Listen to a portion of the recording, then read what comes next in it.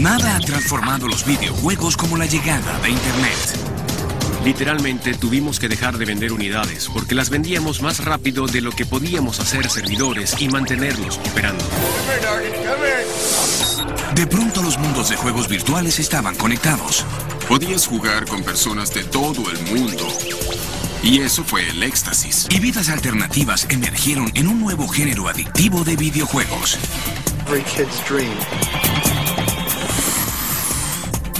Los juegos nos llevan a un punto donde seremos esclavizados por las máquinas. ¿Llegará el día en que alguien pueda persistir completamente en un videojuego? Bien, están a punto de averiguarlo.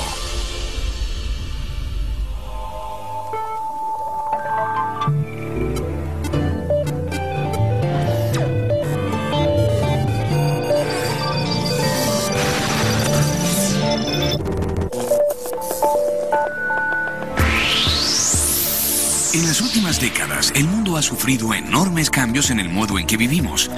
Y tal vez nada ha cambiado tanto como la manera en que nos relacionamos mutuamente.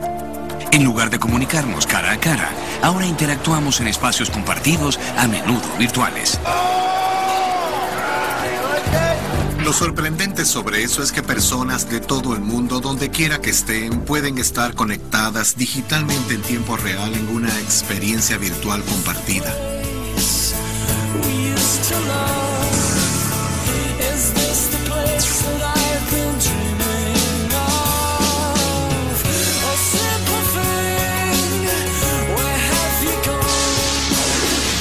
Este nuevo fenómeno de la interacción social ha afectado toda forma de entretenimiento, incluyendo los videojuegos, pues mientras algunos trabajaban febrilmente para mejorar la inteligencia artificial de los computadores, otros intentaban vincular las mentes humanas. Por buena que sea la inteligencia artificial, nada es más satisfactorio que jugar con o contra otro ser humano. Así que Internet definitivamente ha cambiado el modo en que hacemos los juegos. Y a su vez la autopista de la información ha transformado a toda una nueva generación de jugadores. Escuchan sus iPods, usan salas de charla, actualizan sus blogs y ven televisión, todo a la vez. Y si les quitas uno de ellos, se dan cuenta de que lo hiciste y se molestan. Nosotros no tuvimos eso de pequeños, hacíamos solo una cosa a la vez. Pero las semillas de este nuevo y valiente mundo virtual fueron sembradas mucho antes de lo que pudiésemos pensar. De hecho, la idea de Internet estuvo allí desde los años 50.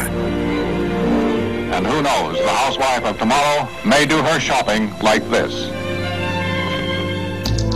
Y al contrario de las aplicaciones actuales, los orígenes de Internet estaban lejos de ser divertidos. Internet provino de ARPANET, que era una red militar creada para sobrevivir a una guerra nuclear. La Guerra Fría ya había comenzado. The dawn of the space age. Después de que la Unión Soviética lanzó el Sputnik en 1957, Estados Unidos creó ARPA, la Agencia de Proyectos Avanzados de Investigación, para retomar el liderazgo en ciencia y tecnología. ARPA pronto desarrolló la IPTO, la Oficina de Tecnología para el Procesamiento de la Información, que tenía sistemas de radares nacionales en red por primera vez. Luego de años de colaboración entre ARPA, compañías privadas como Honeywell Technologies y varias universidades estadounidenses, el primer nodo entró en servicio en UCLA el 29 de octubre de 1969, en lo que se llamaría ARPANET.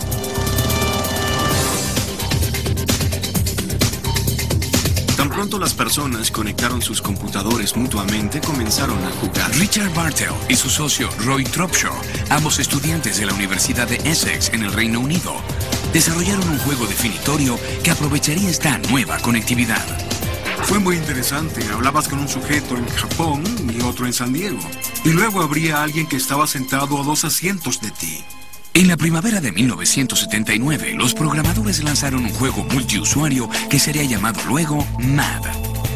MAD quiere decir calabozo o dominio multiusuario. Es un mundo en línea textual donde las personas interactúan con una fantasía virtual usando comandos de texto. Alguien, usualmente un amo de calabozo, de hecho operaba esto y les decía a las personas cuando realizaban diferentes acciones cuáles serían los resultados de ellas, así que no eran terriblemente automatizados. Estaba dirigido por seres humanos usando la temprana internet y salas de charla para recrear una experiencia de calabozo virtual de muchos jugadores. A principios de los años 90, la tecnología estaba explotando, creando el escenario para la World Wide Web. Y los mundos virtuales posibilitados por los MAP se convertirían en algo visual, adictivo y masivo.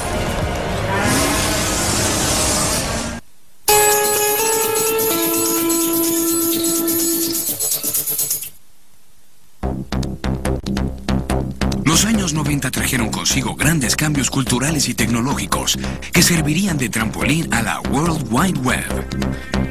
Hubo una explosión de tecnologías, de información, comunicación e interconexiones. Thank you for calling Amazon.com. Muchas familias tenían PC, teníamos buen ancho de banda y el clima político era tal que incluso el Estado lo subsidiaba. La revolución digital fue decisiva en producir gran cantidad de juegos de mundos virtuales. Para la época en que la web llegó a existir a nivel comercial, había muchas personas ansiosas de poder conectarse, esencialmente para jugar en un ambiente gráfico de 3D.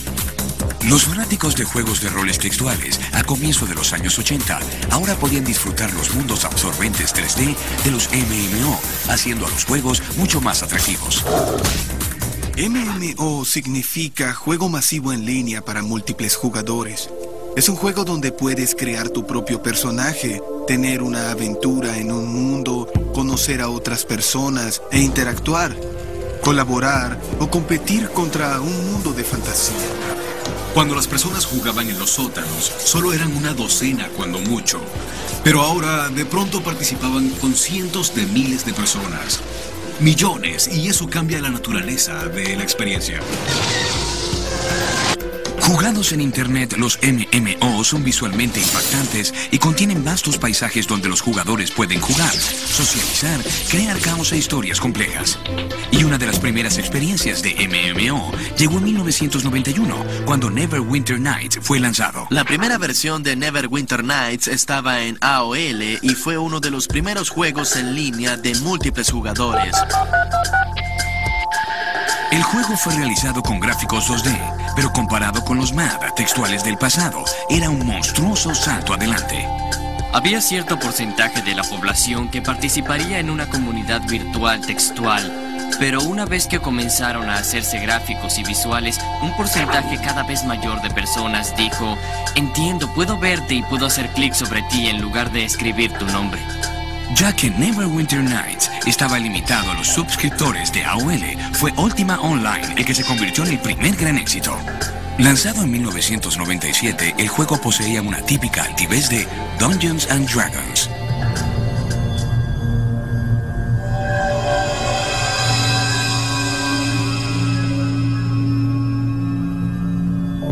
Ultima Online fue el que realmente abrió y mostró el potencial de un juego en línea de múltiples jugadores y de lo que de hecho podías hacer en términos de comunidad.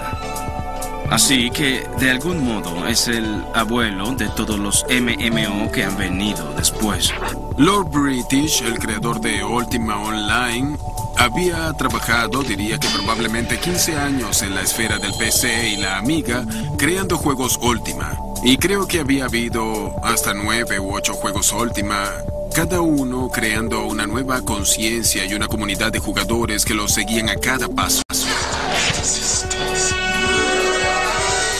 Britania fue Britania, ese país con estilo antiguo inglés, esas influencias, esos pequeños pueblos. Todo se jugaba con una vista desde arriba y era divertido.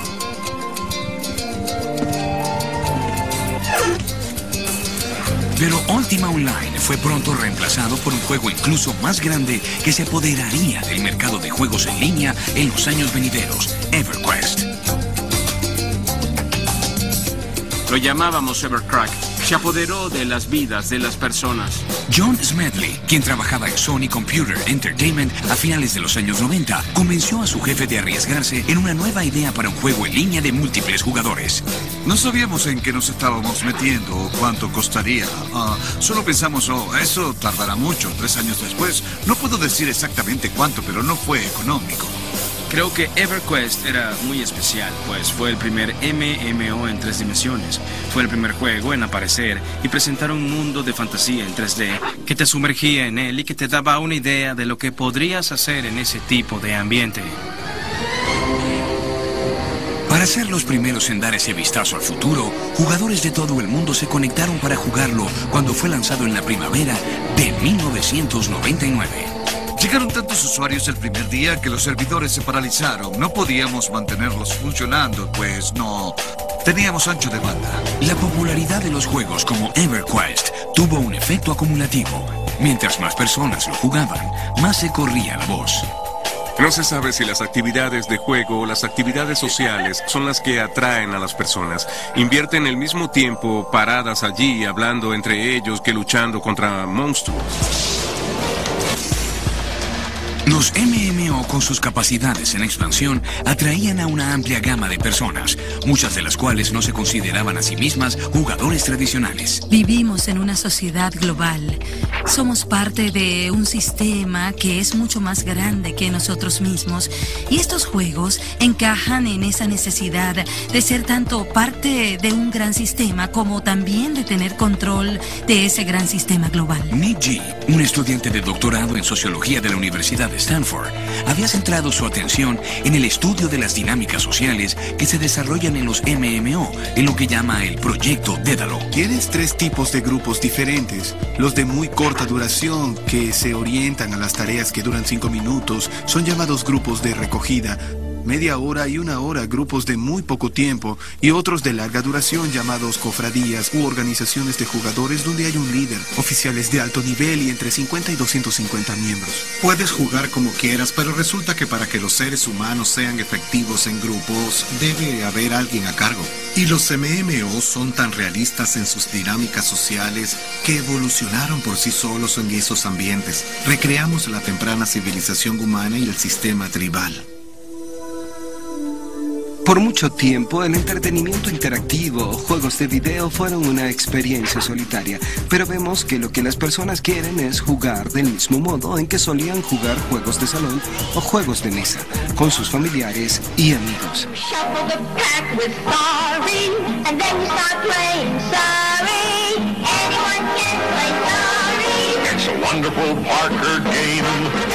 Y lo increíble sobre los juegos y su competitividad es que de algún modo es como si usáramos la competencia para manejar nuestros sentimientos de cercanía y afecto mutuos y mantenernos a una distancia segura mientras pasamos tiempo juntos. Tal vez el MMO más exitoso de todos los tiempos es World of Warcraft.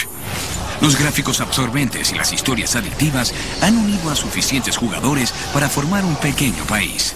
Hay un poco más de 7 millones de personas jugando World of Warcraft ahora. Es un grupo grande. Todos jugamos en un mundo que no termina cuando presionas el botón de apagar. De algún modo persiste siempre y puedes conocer amigos, construir tu personaje, puedes armarlos con todo ese equipo y puedes comprar nuevos objetos y tener tus pociones. Es un mundo en línea sorprendente que siempre cambia y es completamente impredecible. World of Craft es el nuevo Gol. Es uno de los nombres que se escucha en Valle Silicon, pues los ejecutivos de juegos hacen eso para socializar la red. Un nuevo fenómeno en los MMO es basar los juegos en películas existentes. Guerra de las Galaxias fue el primer juego en arriesgar la marca de una película popular en un MMO. Somos el primer tipo de juego en línea de múltiples jugadores basado en una propiedad intelectual existente.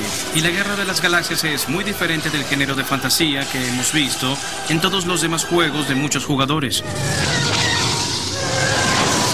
El universo creado por Lucas está tan finamente detallado y hay tantas microexperiencias y batallas entre el bien y el mal que generó un grandioso campo de juegos para crear muchos otros.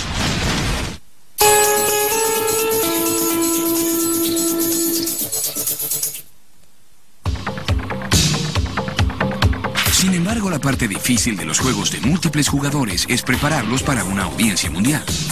Después de todo, los jugadores no son solo individuos sentados solos en sus terminales. La audiencia global se compone de muchas naciones, tribus y maneras distintas de ver el mundo. Hay un juego coreano llamado Lineage, donde formar grupos es parte de todo el diseño. Y muchas personas han dicho que es un juego muy coreano. Es una expresión de la cultura coreana cuya meta final es entrar en un grupo y hacerse muy poderoso dentro de él. Mientras que en los juegos en línea asociados con Estados Unidos son muy individualistas. Solo la aparición de un extraño salvará a Sasaria de la destrucción. Aunque los juegos tienen una tremenda, si no fanática base de aficionados, los críticos advierten que se han hecho demasiado buenos. La clave de la adicción es: quiero tener algo mejor, quiero una soga mejor, una espada mejor. También actúa con un sistema de recompensas que en la vida real no siempre se obtiene tan directamente. En el mundo real completas exitosamente tu trayecto. Nadie te da 5 puntos de experiencia por eso, solo llegas al trabajo. Consultan con personas de la industria de las apuestas. Ellos saben que hay cierto punto en tu cerebro que desea algún tipo de recompensa por tu trabajo. Incluso hay páginas web dedicadas a ayudar a las personas adictas a los MMO. Una en particular fue iniciada por una madre que siente que perdió a su hijo a causa de uno de estos juegos. You couldn't stay up it. That's how strong that game is. You can't just get up and walk away. Para ayudarse a lidiar con la muerte de su hijo, Liz Willy, de Hudson, Wisconsin, creó Jugadores en Línea Anónimos, una página web de apoyo dedicada a ayudarlos a dejarlo. Tuvo la idea de crear un programa de 12 pasos para averiguar cómo ayudar a las personas a apartarse de la adicción a los videojuegos. En China, la milicia es pionera en un nuevo programa de tratamiento de adicción para apartar a hombres jóvenes de los videojuegos. Puedes llegar demasiado lejos, y los juegos en línea de múltiples jugadores han sido ejemplo de personas que han detenido completamente sus vidas jugando estas cosas en lugar de vivir en el mundo real. Si tú no eres un jugador y ves a tu hijo completamente absorto con un medio que no tiene sentido para ti, es una experiencia aterradora. Así que no culpo a los padres por estar molestos o asustados. Solo creo que no hicimos un buen trabajo para educarlos sobre lo que era este nuevo medio y lo que estaban experimentando sus hijos en él. No es escapismo, eso ni siquiera cubre lo que es. Es la capacidad de convertirte en lo que eres. ¿Por qué no querría alguien hacer eso? Estos chicos están aprendiendo a diseñar y organizar comunidades de personas o aprendiendo a ser democráticos. Es muy diferente a lo que sugiere la mera imagen. Él explora cosas que sabe que no son reales. Y va a un lugar seguro para lidiar con sus emociones, porque está convencido de que no hay nadie ahí. Y el chico maneja sus emociones. Es lo opuesto a un sociópata, una persona que no hace distinciones.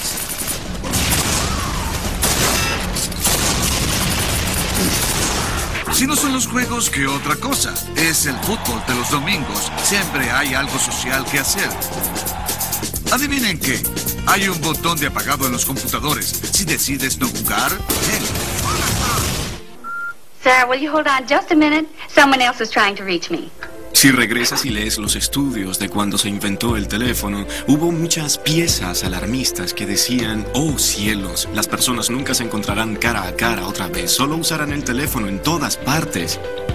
Y cada vez que aparece una nueva tecnología de comunicación, vemos preocupaciones similares. ¿Será el fin de la interacción mutua en la humanidad?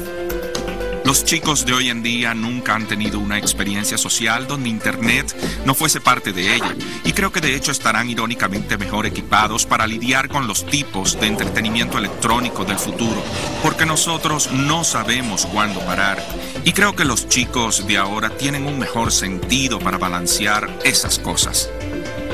Hemos escuchado historias de personas que juegan por 18 horas, historias de personas que se matan por objetos en EverQuest o World of Warcraft, porque sus amigos los venden en eBay, pero eso fue al principio. Creo que una vez que las personas se acostumbran a ello y que está por todas partes y es penetrante, entonces la novedad se acaba y el valor de impacto se agota. Mis padres están muy felices con lo que hago.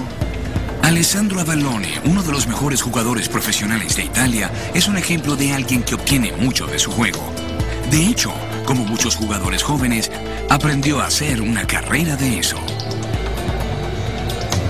Viajo por todo el mundo y me divierto. De hecho, estoy ganando buen dinero. La llegada de los torneos de múltiples jugadores ha dado paso no solo a grandes convenciones, sino también a un creciente y competitivo circuito que ofrece millones de dólares en premios y patrocinios cada año.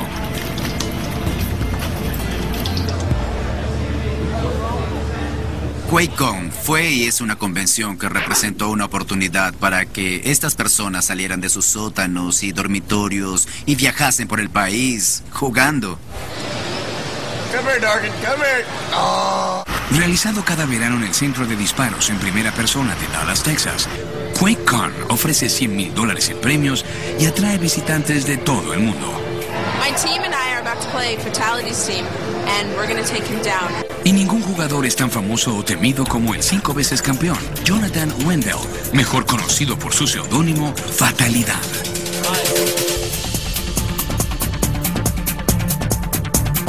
Nativo de Kansas City, es un jugador profesional de deportes electrónicos que ha ganado más de $500,000 en efectivo y premios en competencias profesionales. Es un vocero para la industria y también es una de las personas que llevará los juegos profesionales a ser predominantes. Y tratará de hacer que las personas entiendan el hecho de que esto es un deporte, no solo un juego. Aunque algunos creen que la tecnología está aislando a los jóvenes, estas conferencias de hecho reúnen a los jugadores en grupos sociales tradicionales y las competencias continúan creciendo en popularidad. La próxima generación de jugadores, sin embargo, podría necesitar poco las competencias. Existe ahora la tendencia de juegos de múltiples jugadores donde también eres un creador. Es mucho más parecido a la web, en el sentido de que puedes entrar y usarlo para lo que quieras. Estos juegos de múltiples jugadores no son juegos en absoluto, sino mundos digitales para vivir segundas vidas. Un nuevo tú en la punta de tus dedos.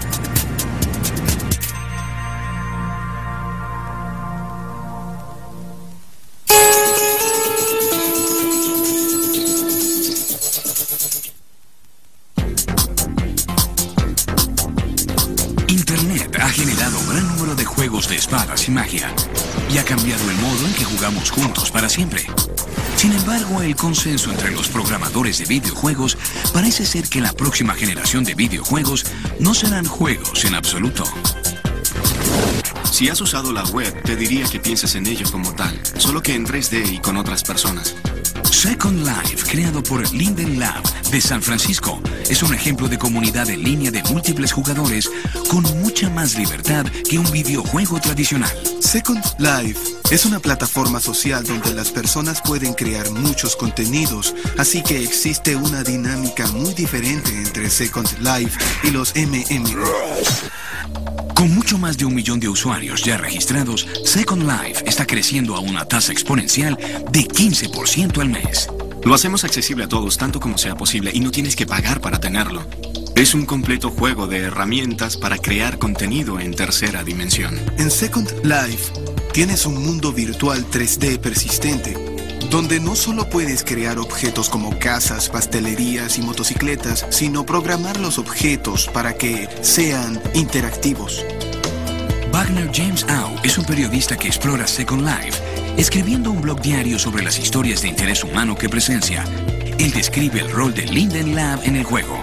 Casi como un dios que ha creado el mundo y se hace más y más distante hasta que finalmente estás en el mundo y el mundo es tuyo para construir y para continuarlo. Básicamente no hay nadie allí, así que debes decidir. Es casi una pregunta existencialista. ¿Quién soy yo? ¿Qué voy a hacer en este mundo? Muchas personas están atrapadas en trabajos que perciben como sin futuro o que son realmente penosos, arduos y tediosos. Sienten que no pueden controlar el mundo y que el mundo ha sido programado para ellos. Entran en estos mundos virtuales para dejar de ser la secretaria sin nombre en una corporación sin rostro y convertirse en alguien poderoso. Estos juegos son construidos para que cualquiera pueda convertirse en héroe. Para entrar a un juego de roles sociales como Second Life, primero debes escoger un personaje o avatar. La razón por la que las personas usan el término más genérico avatar es porque no tiene que ser un personaje humano. La belleza del avatar es la belleza de estas representaciones virtuales donde puedes ser quien tú quieras. Quizás soy de mediana estatura, pero cuando juego en el mundo virtual tiendo a ser un poco más alto, delgado, un poco más fuerte y rápido. Las personas pasan cientos de horas vistiendo sus avatares en Second Life, con lo que los usuarios llaman pieles. Avatar es una palabra muy interesante. Me recuerda cuando se creó el término figura de acción. Se creó cuando apareció G.I. Joe, porque ya existía Barbie y la compañía que creó G.I. Joe quería vender estos muñecos a los chicos. Pero los chicos no juegan con muñecas. Los chicos juegan con figuras de acción. Similarmente, los adultos no juegan con muñecas, juegan con avatares. Second Life ha graficado el género y edad de todos sus usuarios y ha obtenido algunos resultados interesantes. Alrededor de 80% de los personajes femeninos en los MMO son jugados por hombres. Hay cosas interesantes que pensar aquí sobre la masculinidad y cómo las mujeres en los últimos 20 o 30 años han sido alentadas a ser más masculinas en muchas maneras, pero aún es un completo anatema para los hombres ser femeninos. Pero también hay autotransformación. Y para mí, lo interesante es ver cómo influye eso en su comportamiento en línea y si eso continúa en la vida real. Creo que hay un elemento de escapismo en los mundos virtuales, del mismo modo en que a las personas les gusta escapar a los chismes de celebridades. Les gusta sentir que pueden tener una fantasía de cómo es la vida en ese otro mundo más enrarecido. Llamarlo escapismo prejuzga todas las discusiones a un espacio negativo, porque el escapismo es visto negativamente. En su lugar, es interesante pensar en dónde pasan el tiempo las personas. Vemos personas usando juegos en línea, renunciando a su tiempo de ver televisión. Así que aquí están robando tiempo a una actividad consumtiva y pasiva que tiende también a ser solitaria y entrando a una actividad interactiva, colaboradora y social. Así que de inmediato es interesante mirar eso y decir que tal vez sea algo bueno. Algunos personajes van mucho más allá de la transformación de género y escoger un avatar en la forma de un animal u objeto. La identificación animal es como un tótem. Hay muchas culturas por todo el mundo que han creído en tótems y en entrar en contacto con tu tótem. Ya sabes, eres un lobo, un águila, un halcón, ¿con cuáles animales te identificas? Comienza a haber todo un cuerpo de investigación sobre la forma en que te presentas en un mundo virtual, independientemente de la representación visual. Mucho de lo que eres tiende a mostrarse de cualquier modo. Si te vistes con una linda camisa, te peinas y todo eso y tienes lentes de contacto, eres un avatar. Esa es una virtualización de ti. En sus años como reportero adjunto, Wagner James Au se ha topado con innumerables historias de usuarios que han mejorado sus vidas a través de los mundos virtuales. Vi muchas personas conocerse en Second Life y luego llevar eso al mundo real, y muchas veces se enamoran. Así que Second Life es un modo de unirlos. Muchas de las historias de personas que son discapacitados en la vida real siempre nos dicen que realmente les ha dado un sentido de control de nuevo en sus vidas. Sin embargo, las historias no siempre son positivas. La vida no siempre es mejor la segunda vez. Leí sobre un sujeto que se enamoró de alguien en Estados Unidos y voló desde Alemania, pero no funcionó. Y de pronto estaba en mitad de Estados Unidos sin saber a dónde ir. Así que eso también sucede. En Second Life puedes encontrar políticos de la vida real haciendo campaña, estudios fotográficos virtuales e incluso conciertos de rock en vivo. Escribí una historia sobre detectives privados que investigan si tu amante te está engañando en Second Life. Y ellos realizan una operación encubierta. Puedes ser quien quieras en Second Life, pero este no es el único MMO social que atrae fanáticos. Active World, basado en Massachusetts, es un universo alternativo en rápido crecimiento. Puedes crear un mundo completo que otras personas pueden visitar como turistas, pueden hacer un recorrido por tus propiedades y si les gusta, igual que comprar una casa, pueden unirse y convertirse en participantes de tu mundo. Y uno de los MMO sociales más populares es un juego llamado Entropia. Buenas noches, soy Saya King. Esta noche reportamos algo realmente espectacular. Los llevaremos dentro del universo virtual del proyecto Entropia. Diseñado por la compañía suiza de aplicaciones MindArc, el juego es un universo virtual futurista. La comunidad en línea de Entropia tiene casi 500.000 de participantes registrados en más de 200 países. Entropia es un gran ejemplo de un juego que une el mundo real y el dinero del mundo real a un mundo virtual. Y me refiero a que hay casos de personas que gastan literalmente cientos de miles de dólares reales comprando propiedades en este mundo virtual. John Jacobs, conocido como el Avatar, Never Die, hipotecó su casa real en Miami para comprar un club nocturno en el mundo virtual de Entropia. Recuperó su dinero en menos de un año. Gané $100,000 luego de 8 meses de operación. Tengo un centro comercial. Hay 64 tiendas. La tasa actual es de unos $750 por tienda. Todas estas personas están obteniendo pequeñas ganancias aquí y allá con varias cosas. De hecho, las economías virtuales son un fenómeno encontrado en todos los MMO. El precio de cualquier cosa en la Guerra de las Galaxias es controlado por los jugadores. El precio de un arma construida por uno de los jugadores se decide con base en las leyes de oferta y demanda. Julian Divel, el autor del nuevo libro Plain Money, pasó un año trabajando para ganarse la vida en las economías virtuales de los juegos de roles en línea. Lo hizo comprando y vendiendo objetos virtuales a cambio de dinero del mundo real. Tienes algo que alguien necesita y ellos tienen algo que tú necesitas, así que negocias. Una vez que eso sucede, ¿por qué no simplificamos esto y lanzamos una moneda? Y una vez que eso sucede, la economía comienza a ocurrir así de simple. Cuando las personas entran en eBay y ven los personajes y objetos de estos mundos virtuales que venden allí, se preguntan, ¿por qué alguien pagaría por eso?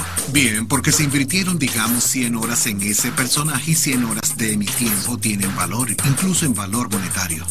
Si hay un sujeto allí que está botando el dinero, entonces habrá otro capaz de ganar dinero. Ganarse la vida en un mundo virtual podría convertirse algún día en algo común.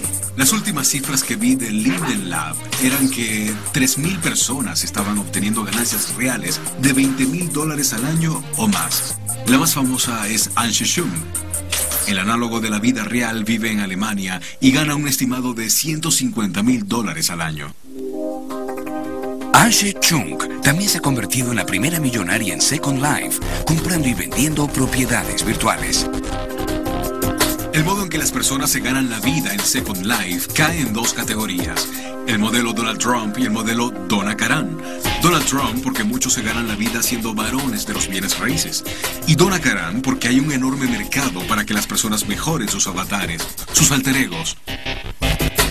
Los bienes raíces virtuales en Second Life son un concepto muy importante. Second Life actualmente simula un espacio de cerca de 180 kilómetros cuadrados, unas 3 veces el tamaño de Manhattan, y eso se hace en unos 3.000 procesadores.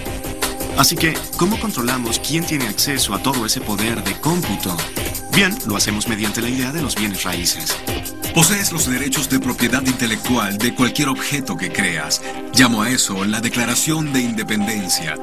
En Second Life, si lo comparas con Estados Unidos, este es el punto donde existe un sentido real de que ocurre un contrato social. Las personas crean bares, clubes, hoteles, propiedades de alquiler y hogares. Han intentado modos diferentes de decidir si debes pagar o no por entrar en esos espacios. Así que igual que en el mundo real, para entrar en un buen club de baile, hay una fila y pagas en la puerta. Pero igual que en el mundo real, los contratos sociales se basan en la confianza. Algunas compañías funcionan como intermediarios para comprar y vender bienes virtuales. ¿Confías en que la persona te entregará ese oro virtual? También está el asunto de la eficacia. ¿Qué tan rápido puedes entregarlo? La economía de la Tierra está unida a la economía en Calypso, haciendo que tu dinero valga en ambos mundos. A pesar de que estas transacciones son toleradas por los creadores de juegos, eso no siempre es así con los usuarios, especialmente cuando se refiere a los MMO. En primer lugar, se considera un anatema comprar dinero en los juegos. Nadie admitiría que compra objetos con dinero porque arruinaría el balance del juego. Si fueses a internet y comprases un personaje de nivel 60, eso no significa que de hecho seas un jugador de nivel 60. Solo significa que has comprado ese personaje y cuando otras personas lo vean y descubran que no eres un buen jugador, no les agradarás. Has desperdiciado tu dinero, pues has comprado un estatus que no es tuyo. A pesar del debate ético, siempre ha habido una explosión de nuevas oportunidades de mercado para compañías grandes y pequeñas en estos mundos virtuales. Por ejemplo, American Apparel, quien es un diseñador de ropa del mundo real, acaba de abrir una tienda en Second Life. Puedes entrar y comprar un traje de American Apparel y puedes ponérselo a tu avatar. Está haciendo notar más la marca American Apparel y obtienen información de lo que compran y venden las personas. Creo que es uno de los primeros en llegar a este espacio y veremos mucho más de eso. Solo en Second Life, las transacciones han alcanzado una tasa de $2.7 millones por mes. Las marcas que ya han aparecido en los mundos virtuales incluyen Coca-Cola, McDonald's, Levi's, Chrysler y Adidas. Aquí es donde Second Life se convierte en la siguiente generación de la web, donde en lugar de acceder a Amazon en una interfaz gráfica 2D, puedes ir a una versión virtual de Amazon y buscar el libro que quieres y además ordenarlo. Incluso pequeños negocios encuentran oportunidades en los escenarios de múltiples jugadores. Scott Rundgren, director artístico del grupo de teatro de Los Ángeles, The Next Arena, promueve la última obra de su compañía en Second Life. Es una obra que trata sobre el subconsciente, así que pensamos que sería genial estrenar parte de ella en un mundo virtual. El grupo de teatro lo hizo contactando a la compañía virtual de películas Studio Shorts, operada por los avatares Silver y Goldie Goodman. Los cineastas de la vida real son pioneros del contenido en este mundo virtual. En Second Life, la cámara puede flotar por donde lo necesitas y eso hace emocionante hacer películas, gracias a los ángulos y movimientos que puedes hacer. Hay muchas maneras diferentes de hacer dinero en estos mundos virtuales. Julian Devel fue lo suficientemente listo para vender su libro sobre economías virtuales dentro de una economía virtual. Él vende una copia de su libro en Second Life. Es el libro completo y él lo autografía para ti, pues hay tecnología con la que el avatar puede autografiar el libro. La comunidad económica incluso comienza a registrar estas transacciones virtuales. Una vez que tienes esos valores y entiendes cuánto de esto se está produciendo, como economista puedes decir con confianza que EverQuest tiene un Producto Interno Bruto de $135 millones por año. El Producto Interno Bruto per cápita en EverQuest fue mayor que el de China o Rusia, lo que es sorprendente si lo piensas. Un chico en India con acceso a una cuenta de PayPal en EverQuest podría ganar más dinero real en el mundo virtual que en 600 kilómetros alrededor de su aldea. Creemos que el dinero es real, ¿cierto? Creemos que es real. Y olvidamos que ese dinero fue inventado por decreto. Que los federales literalmente desean que esta cosa exista y declaran su valor. Veo el dinero como la tecnología virtual original, porque está allí en lugar de otras cosas que no lo están, pero que puedes proyectar en tu imaginación y en tus deseos. En alguna medida, no se trata tanto de que no haya un puente que separe lo real de lo virtual, sino que lo virtual ha adquirido valor real.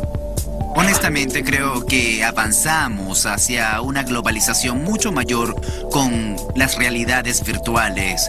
Pues lo sorprendente sobre las realidades virtuales es que no hay ninguna frontera y hay una gran cantidad de comercio en marcha. La mayoría de los mundos virtuales actuales han sido construidos por entidades comerciales para el entretenimiento.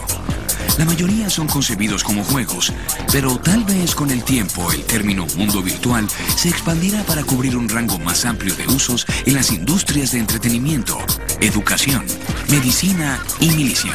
Una de las cosas grandiosas sobre los mundos virtuales actuales es que se sienten igual que la web en 1994. Entonces cada compañía, cada organización tenía esa especie de loco diciendo, tenemos que entrar en la web, debemos tener una página. Y el resto de la compañía decía, ¿qué? Y luego, 4 años después, estaban comprando el nombre de su dominio por cientos de miles de dólares. Algunos programadores ansían el momento en que el mundo entero se haga virtual. Otros dicen que ese día ya está aquí.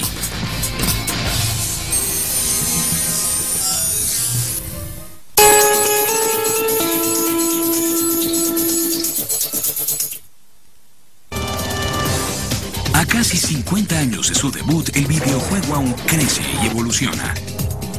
Creo que hoy los videojuegos se han hecho mucho más poderosos, son mucho más complejos de lo que podría entender. Las simulaciones de la realidad se hacen tan buenas ahora que simplemente son un mundo diferente. Comenzamos a entender las posibilidades de los videojuegos. Han sobrepasado las películas. La predicción de Bernd Stearns el año pasado decía que sobrepasaría a la música, y su proyección a largo plazo era que para 2008 los juegos ganarían más que ambas industrias combinadas. La combinación de ricos paisajes 3D, narraciones avanzadas y la oportunidad única para los usuarios de crear sus propias experiencias ha ayudado a los videojuegos a convertirse en la forma dominante de entretenimiento del mundo, y es un medio que seguirá mejorando en el futuro. Continuaremos viendo juegos de peleas, de roles, de plataformas, deportivos y alguna nueva forma avanzada que nos sorprenderá. Trabajamos en otra tecnología llamada Luforia, que simula básicamente el modo en que nuestro sistema nervioso reacciona cuando se aplica cualquier impacto. Creo que en el próximo par de años veremos eso avanzar hasta el punto en el que estarás en el computador o una versión de ti estará en el computador. Ese siempre ha sido el caso con los juegos, pero cada etapa de la evolución ha llevado a los jugadores más cerca del sueño lúcido que es el videojuego actual. Primero, la interfaz tuvo que evolucionar para sumergirnos en la experiencia. Luego tuvieron que nacer los personajes para hacer que quisiéramos estar allí. Luego el mundo tuvo que crecer a nuestro alrededor para que sintiésemos las posibilidades del medio. Y la mentalidad del juego tenía que molestarnos y liberar nuestra creatividad. Habla rápido. Adiós. Los videojuegos del mañana no siempre nos retarán. En lugar de eso, nos transportarán a donde queramos ir. Al obtener más poder en nuestros celulares, solo veremos más modos de que todos sean capaces de pasar parte de sus vidas en mundos virtuales si lo desean. Los que acostumbraban a correr a casa para jugar Tetris en el computador, ahora ven a sus hijos jugar en un celular o un aparato portátil. ¿Cómo se convierten estos medios interactivos en un modo para que las personas se relacionen, comuniquen sus emociones, sus valores, sus intereses culturales a otras personas? Y cuando todo se agite, no se tratará de los gráficos, se tratará de si este es un medio que las personas pueden usar para comunicar lo que les importa a otros. Lo que hacemos es comenzar a traer la experiencia de juego a nuestro alrededor, y eso ocurre cada vez más. El juego penetra el resto de nuestra vida. Diría que lo intenten. A quienes quieran sumergirse en el mundo virtual, pero creo que no habrá más barreras entre la realidad y la realidad virtual. Creo que las barreras convencionales desaparecerán y todo estará mezclado en el futuro.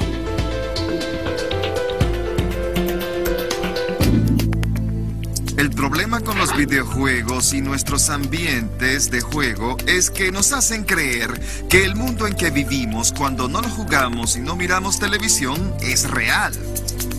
Vivimos en un universo programado y no es la matriz exactamente, pero tampoco es lo que parece. Creo que la realidad es aún la realidad y el juego solo un juego. No creo que el mundo de los juegos se apoderará de nuestras mentes y vidas. Creo que hay muchas personas a quienes les gusta profundizar y pensar mucho en ciencia ficción. Muy lejos, pero... a fin de cuentas, somos humanos. No creo que haya habido una época en la historia humana en la que no hayamos vivido en el mundo virtual. Francamente creo que es tonto que hagamos tanto lío por esto. Oh, estamos viviendo en un mundo virtual. Tenemos lenguaje. Si vienes y me cuentas algo en sumerio antiguo, algo que le ocurrió la semana pasada a alguien que no conociste, comienzo a verlo en mi cabeza y me dirás que eso no es virtual. Eso es ser humano. La idea de que las personas vivan en un mundo virtual no es el futuro. Es allí donde están hoy. Existe una enorme cultura ahora que gira alrededor de obtener su propio ser, quienes son como personas en ese otro mundo de fantasía. Cada año, nuevos juegos se programan para reemplazar a los viejos. Y cada encarnación nos lleva más cerca de un mundo digital casi imperceptible del nuestro. Algún día, muy pronto podremos vivir nuestras vidas y experiencias completamente dentro de un videojuego, un mundo que no existe o que no puede realmente ser tocado.